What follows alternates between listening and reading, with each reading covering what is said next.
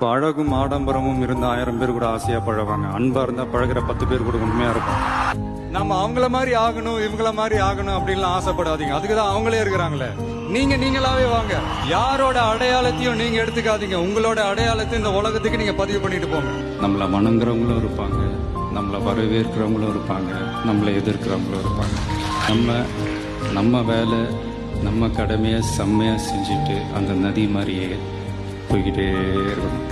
ஜெயிக்கணும்ன்ற வெறி இருக்கிற எல்லாருக்குள்ளேயும் ஒரு போட்டியாளர் இருக்கணும். அந்த போட்டியாளர் நீங்களா தான் இருக்கணும். நீங்க தான் எதிரி, நீங்க தான் போட்டி, நீங்க அடுத்தவங்களெல்லாம் அந்த மாதிரி பார்க்கணும்னு அவசியமே இல்லை. அப்போ உங்க உயரம் என்னன்னு உங்களுக்கே தெரியாம போயிடும். Compete with yourself, only that will make you better.